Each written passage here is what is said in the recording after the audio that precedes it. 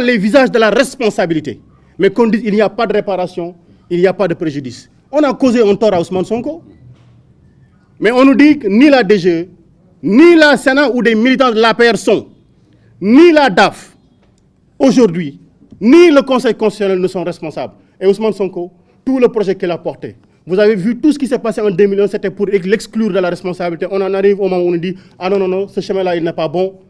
On nous dit oui pour une diffamation supposée, entretenue, des procédures bâclées. Oui, oui, on l'exclut. Après, il y a une erreur. Non, ce n'est pas sa responsabilité, c'est la responsabilité de quelqu'un d'autre. On n'arrive pas à savoir qui c'est, personne n'est responsable. Et comme ça, Ousmane Sonko est exclu du processus. Donc, nous disons que la responsabilité du peuple est aujourd'hui d'assurer lui-même la surveillance du vote. Il faut que le peuple assure la surveillance du vote. Nous l'avons dit. Et ce qui lui est demandé, c'est de tout faire pour aller retirer les cartes. Parce qu'il y en a énormément encore qui donnent dans les préfectures et les sous-préfectures. Allons-y récupérer les cartes. Mais on ne se limitera pas à ça. Nous allons présenter un programme. Nous allons discuter du programme. Nous allons en débattre. Mais le plus important, c'est que nous devons voter. Mais surtout faire voter. Il nous faut voter et faire voter. Mais au-delà de ça encore, et pour le vote, il nous faut nous-mêmes surveiller le vote. Parce que si vous faites confiance à la Sénat, si vous faites confiance à la DAF, si vous faites même confiance au Conseil constitutionnel, on verra l'histoire se répéter parce qu'à une heure bien précise, certains sortiront pour dire oui, un tel a remporté les élections, il a un pourcentage de tel, mais ça on connaît. Mais cette année-ci, nous n'allons pas accepter que cela se produise. Donc nous-mêmes, nous devons surveiller ce vote-là parce que nous avons raté énormément de rendez-vous.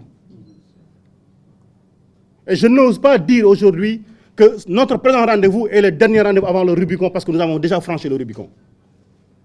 Et sachez-le, il n'y a pas de confort sans effort.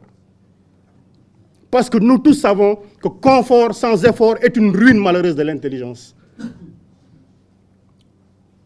Nous sommes tous intelligents.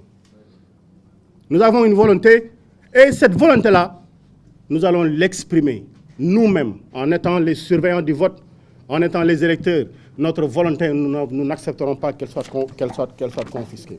Voilà pourquoi je terminerai en disant, en attendant tout ceci, il faut qu'ils sachent, toutes leurs magouilles sont tombées. Ousmane Sonko ne devait pas être candidat, mais Bassirou Diomaye Faye en étant candidat, c'est Ousmane Sonko qui est candidat.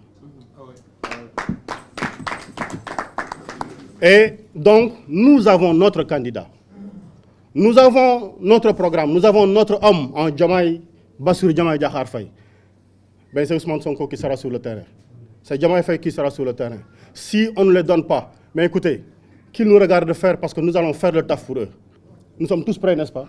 Nous ferons le travail pour eux et nous reviendrons ici pour constater. Mais on ne dormira pas sous nos lauriers. Kaddu yi du gudd du bari. Du gudd du bari parce que dañoo seetlu li fi xew weesuwul lenn lu dul ay nit tànn ne réew mi bu ñu waree jàkkaarloog askan wi ñoom ñooy tànn kan ak kan ñoo fay dem. ñu wëlbatiku seppi ay ñoo xam ne ñi amoon nañ éene jariñ Sénégal ci élection yi indi seen programme sénégalais yi atte waaye ñoom ñu attel seen bopp. ñu bëgg a yëkkati ay kàddu ñi nga xamante ni ñoo lay wax les leaders alliés du candidat Ousmane Sonko ne ñi ngi wax ñooñu ñëpp ne leen xam nañ ne li am jaaduwut xam nañ li am ñun nanguwuñ ko rafetluwuñ ko donc dañuy bokk di masawu ñëpp mais di wax ñëpp ne leen man day damay dem marché mënuñoo bokk oto waaye bis bu ñu ma xañee mën a dem ñun ñëpp nañu bokk ànd ndax xam nañ fi ñu bëgg a jëm soppi réew mi dong lañ bëgg ñun ñëpp nañu ànd taxase wet taxañe wet yëkkatee wet dóor yàlla may ñu la ñu yéene te nañu xam ne ñi indi lii weesuwul DAF weesuwul DGE weesuwul Sénat weesuwul conseil constitutionnel te conseil constitutionnel ak waa caisse de dépôt et de consignation bërki démb conseil constitutionnel li mu wax daf ci am benn ay kàddu yu leer nañ yu mu yëkkati conseil constitutionnel dafa wax ni Ousmane Sonko de lii tax këyitam manqué amul lenn loo xam ne coobare boppam la xam nañ ñi ko def mais ñu ne amul kenn koo xam ne kii moom la ñuy yëkkati ne tuuma gi kii moo ko def nii lañ koy jubbantee. nan la état di tooñe nit ñu ne loolu kenn mënu ko réparer nan la état di lore nit lor ay nit ci seen volonté ba ñu ne noppi amul kenn koo xam ne ki moo koy ngar rajo moo koy yenn pour ñu situer une responsabilité. Ça c'est un déni de justice. lii mooy attekat bu weddi boppam ndax jël na la mu waroon atte mu toog ca di doxal nit ay bëgg-bëggi boppam. lii la ñu wax ni bu ñu jógul ci lii fii ñu jëm du rafet ndax bu ñu wóoloo ñii def lii te ñu ne ñu suba ñoom ñoo war a saytu élection yi ñu ne ñu suba ñoom ñoo war a proclamer suba sax ku ñu fi fal ci seen kanam ngay waate waaye ñooñu bu ñu leen doyee ñun doyuñ ñu. donc dañoo wax ni fichier électoral bi nañ ko yëkkati teg ko ci loxo ñii nga xam ne bii ñoo nekk ci jeu bi ci jongante bi ñu xam xoolal seen bopp saytul seen bopp benn. ñaareel bi ñu wax ni ñii fi ne te wane ni ñoom li ñu doon bañ mooy Ousmane Sonko nekk candidat ñu dàq leen seppi seen loxo ci teg leen ne indil ñu ñoo xam ne ñi danañ ñu doy ba bu ñu nee diw gañe na kenn du histoire kenn du xool dañ naan ah ñii day seen jëf doy na set na rafet na am nañ ci ñoom yaakaar mais ñii fi nekk nii amuñu ci benn ñoom yaakaar amuñu ci ñoom benn respect ndax war nañu ñoom respecté wuñu le peuple sénégalais.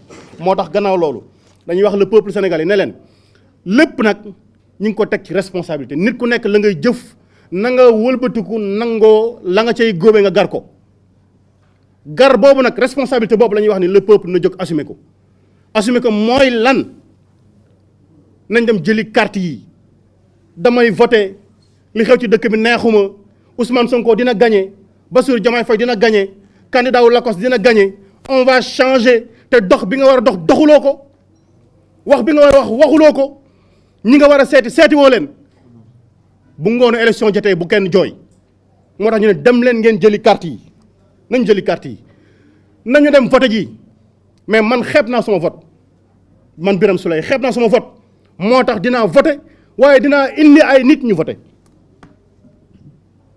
danaa voté mais danaa indi ay nit ñu voté ba noppi dinañu wëlbati ko saytul suñu bopp suñu vote ndax ñii fi ne doy ñu ci et nag saytul suñu bopp suñu vote mooy danañ bañ le vol le hold up technique 1 million parrain ñoo xam ne ay citoyens lañu am seen carte électeur ñu ne nekkuñ ci fichier bi maanaam ñooñu dañ leen a luxus dañoo réer fan lañ leen jëmee 1 million de électeurs ñi ngi taxawal ci dëkk bi xamuñu fu ñuy voté jee loolu mooy le technique bi ñu nar a indi beneen c'est le vote géographique gis nañu ni ñuy yokkee élection nit yi ci yenn zones yi nga xam ni da ngay gis commune boo xam ne dañu ne 10 000 habitants moo fa am ñu ne ñaata électeurs moo fa nekk ñu ne la 25 000 électeurs am na fi ku ngeen xàmmewul ci dëkk bii bu taxee sa koñ ne day voté man du ma ni xàccal dóor kenn waaye fii doo fi voté ndax dëkkoo fi am nañ sañ-sañ wax ko dëgg la wala dëgg nañ taxaw ndax ñoo mën a surveiller moo tax ñuy woo coalition yëpp parti politique yëpp plateforme yëpp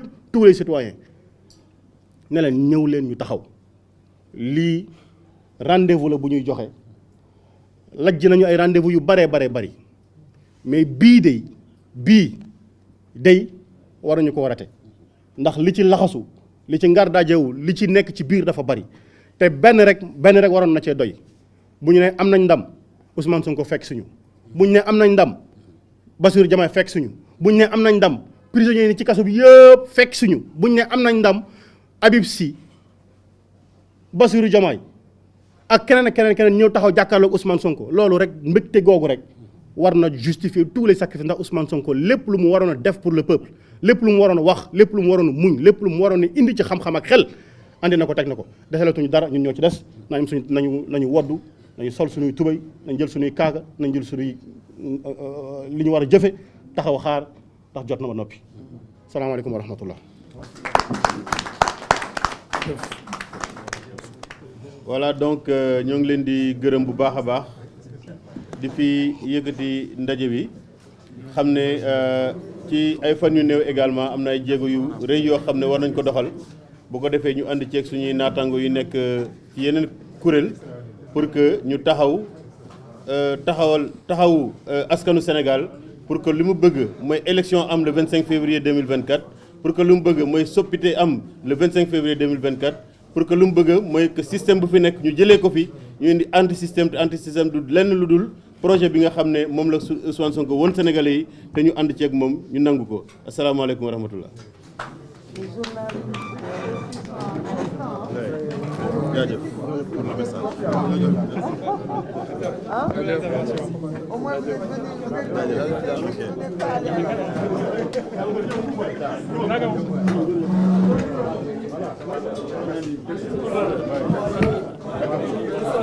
venu,